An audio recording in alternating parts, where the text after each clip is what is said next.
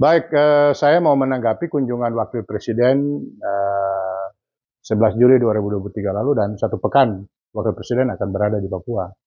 Luar biasa ya, Presiden dan Wakil Presiden hampir di minggu yang sama berada di Papua.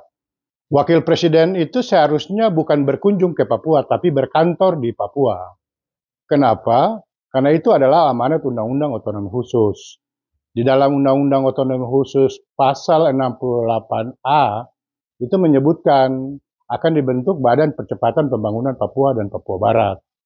Nah, itu kemudian ada turunannya. Turunannya itu dalam Peraturan Presiden 121 tahun 2022 tentang Badan Percepatan Pembangunan Papua Papua Barat, Badan Pengarah.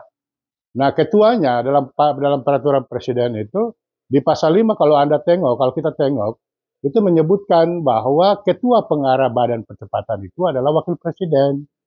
Lalu kalau kemudian ini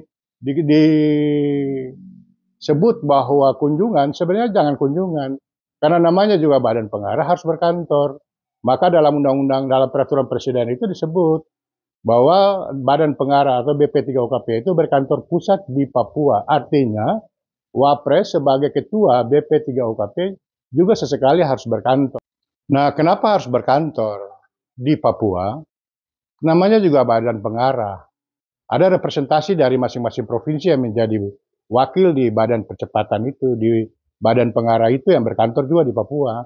Sehingga representasi perwakilan Papua di BP3UKP ini mudah meminta arahan dari wakil presiden tentang perubahan kebijakan untuk mengejar ketertinggalan tadi.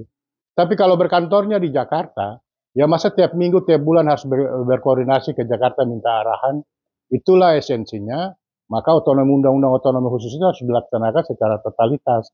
Keberpihakan negara itu harus diperlihatkan. Nah, wujudnya adalah kantor BP3UKP ini harus terasa keberadaannya bagi pembangunan di Papua.